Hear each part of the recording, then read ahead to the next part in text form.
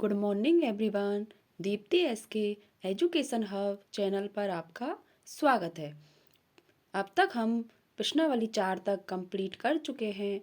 अब हम प्रश्नावली 5 को स्टार्ट करेंगे।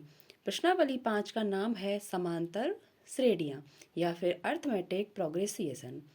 संख्याओं का ऐसा समूह जिसमें पहले पद में एक निश्चित संख्या जोड़ने पर हमें अगला पद प्राप्त होता है तो इसे समांतर श्रेणी कहते हैं। अर्थात कोई भी संख्या है जिसमें हम एक संख्या जोड़ेंगे तो हमें अगला पद प्राप्त होगा, उसमें यदि हम वही संख्या जोड़ेंगे तो तीसरा पद प्राप्त होगा। इस प्रकार प्राप्त जो श्रेणी होती है उसे समांतर श्रेणी कहते हैं। जैसे 5, 10, 15, 20 डैश डैश डैश, यह समांतर श्रेणी है क्योंकि 5 में जब हम 5 जोड़ेंगे तो हमें 10 प्राप्त होगा, 10 में 5 जोड़ेंगे तो 15 प्राप्त होगा और 15 में 5 जोड़ेंगे तो 20 प्राप्त होगा, 20 में 5 जोड़ने पर 25। इस प्रकार यह श्रेणी समांतर श्रेणी कहलाती है।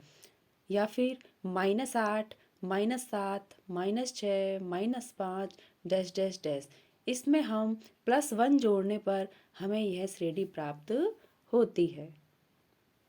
हम जो निश्चित संख्या समांतर श्रेणी में जोड़ते हैं उसे सार्व अंतर कहते हैं या फिर कॉमन डिफरेंस कहते हैं। सार्व अंतर का मान धनात्मक भी हो सकता है, ऋणात्मक भी हो सकता है और शून्य भी हो सकता है। व्यापक रूप में समांतर श्रेणी को a+d, a+2d, a+3d dash dash dash के रूप में निरूपित करते हैं। यहाँ पर a को प्रथम पद कहते हैं तथा d को सार्वंतर कहते हैं। समांतर श्रेणी दो प्रकार की होती है, परिमित समांतर श्रेणी और अपरिमित समांतर श्रेणी। परिमित समांतर श्रेणी, यदि किसी समांतर श्रेणी में पदों की संख्या परिमित हो अर्थात अंतिम पद दिया हो तो उसे परिमित समांतर श्रेणी कहते हैं। जैसे 750, 700, 650, 600 डैश डैश डैश 50। यह एक समांतर श्रेणी है क्योंकि उसमें सार्वंतर बराबर है। इसमें प्रथम पद 750 और अंतिम पद 50 दिया हुआ है, इसलिए यह परिमित समांतर श्रेणी है। नेक्स्ट है अपरिमित समांतर श्रेणी। इसमें पदों की जो संख्या है वह अपरिमित होती है अर्थात अंतिम पद नहीं दिया होता। जैसे 6, 9, 12, 15, 18 डैश डैश डैश, इसमें 3 का अंतर है अर्थात यह समांतर श्रेणी तो है लेकिन अपरिमित समांतर श्रेणी है क्योंकि इसमें अंतिम पद नहीं दिया गया है। किसी समांतर श्रेणी का nवां पद ज्ञात करने का सूत्र होता है an बराबर a+n-1 इंटू d। यहाँ पर a होता है प्रथम पद, d होता है सार्वंतर और n होता है पदों की संख्या। यदि किसी समांतर श्रेणी का अंतिम पद अर्थात l का मान दिया हो तो सूत्र होता है l = a+n-1 इंटू d। यहाँ पर l होता है अंतिम पद, a होता है प्रथम पद, n होता है पदों की संख्या और d होता है सार्व अंतर। यदि किसी समांतर श्रेणी के प्रथम n पदों का योग ज्ञात करना हो तो हम कैसे करेंगे?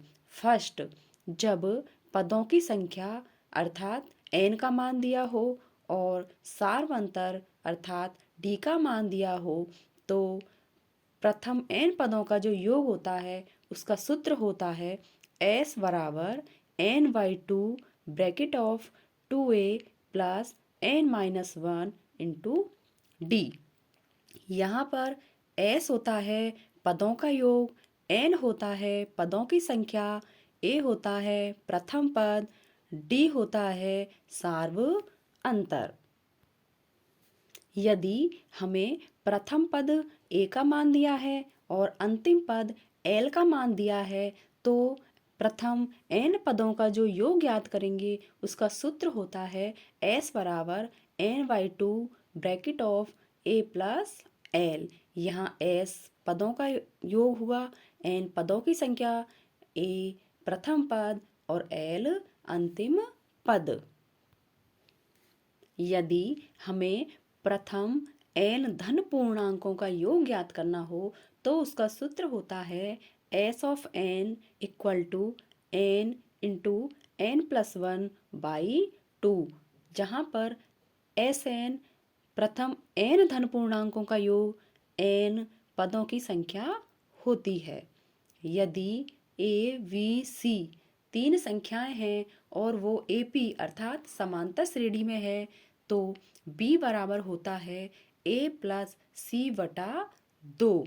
यहाँ पर V को A तथा C का समांतर माध्य कहते हैं, जिसमें A होता है प्रथम पद, V होता है द्वितीय पद और C होता है तृतीय पद। नेक्स्ट वीडियो में हम इन सूत्रों पर आधारित प्रश्न हल करेंगे तो ये सूत्र हमारे अधिक समझ में आएंगे। नेक्स्ट वीडियो में हम प्रश्नावली 5.1 को हल करेंगे। यदि आपको हमारा चैनल अच्छा लगे तो हमारे चैनल को लाइक कीजिए, सब्सक्राइब कीजिए एंड शेयर कीजिए। मिलते हैं नेक्स्ट वीडियो में। Thank you.